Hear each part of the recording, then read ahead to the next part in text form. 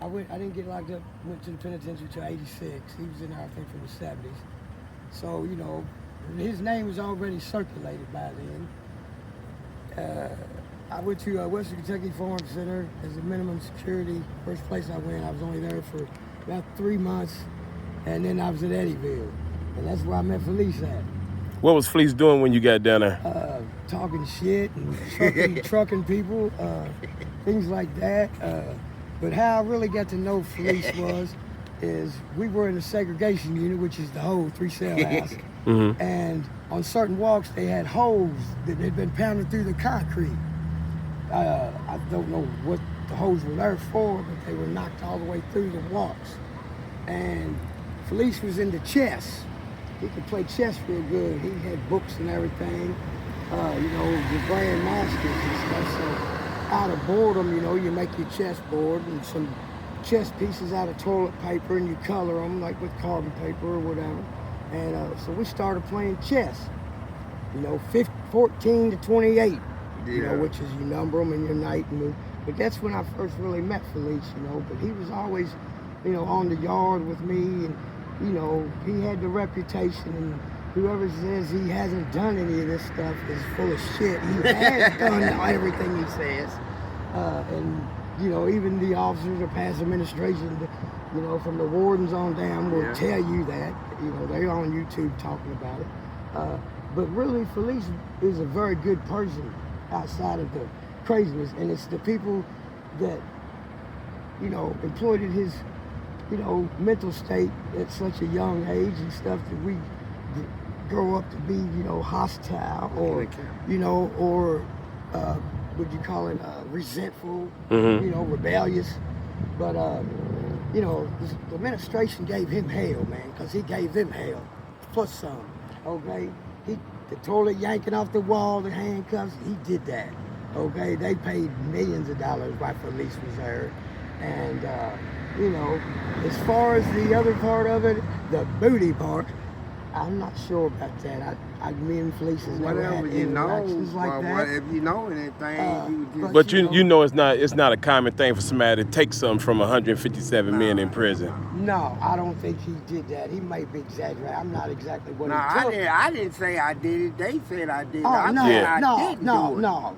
I've never known him to be like that, taking nothing. He was always, even when he was into running a store or doing whatever, he was always business oriented, he late, it wasn't none of that stuff. So that part of it, as far as I know, it's just rap on the street or rap to demeanor him or something like that. That's what I'm saying. Everybody that's been in the penitentiary with me, they say the similar stuff, Either I saved somebody's life, or I was a good store man. He is a good person in general. A poker game. I work with people and shit like that, people in debt. I get them out. Now they in my debt, but I'm smooth with it, right? Ain't no threats and all this shit. Give me your ass, your life, all that shit. That's bullshit. Below the hardness that we all get from the penitentiary experience, we're still humble at heart, okay? And Feliz, as the years got later and everything calmed down, where he wasn't, the administration wasn't, Feliz isn't talkable. He's humble. He's conscious of what's going on, and he's got intellect, and it's just the administration that drove people into that at a young age and stuff. But he's a humble person, and he's a helpful person, and he's a caring person outside of the hardness that you have to keep up in order to survive in the penitentiary, especially back in them days. It was completely different. It wasn't full of child molesters and rats. It was full of, gangsters type shit, And Feliz come from the old school, people learned off of him, and I watched. I might not have interaction with people that has a conscience, watches things and learns. That's how they grow, But I spent almost 30 years in there myself. I've been out 10 years, and his name rang all throughout. Even before I hit the fish tank, I knew about Feliz. Everybody learns like Fast Eddie and a few of the old school people. Remember Eldorado? I do remember Eldorado. Now I'm glad he's here. I know Eldorado well. Sung, and people think he played the drums, and I got to like it. He's a message.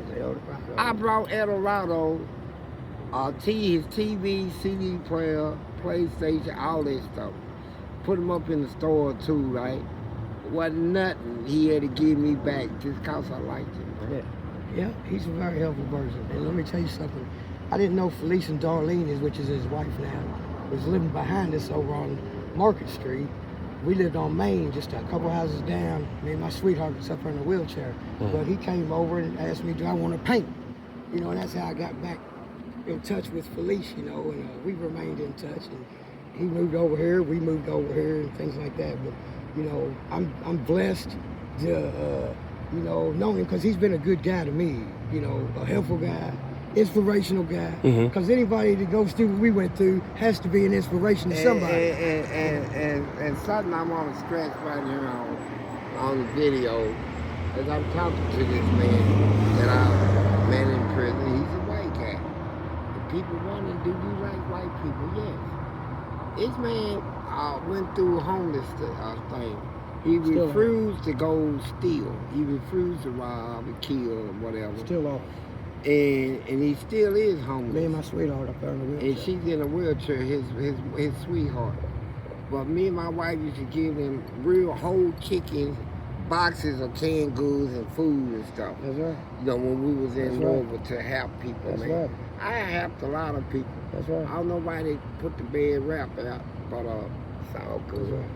Well, Bradley, I appreciate it, man. I'm gonna get back with you. Man, anything you need, man, I can go into the details about a lot of We it. will. We'll sit down and go into it. Okay. Appreciate it. I appreciate y'all, man, and y'all be blessed in your travels and everything, man, and your families. Thank you for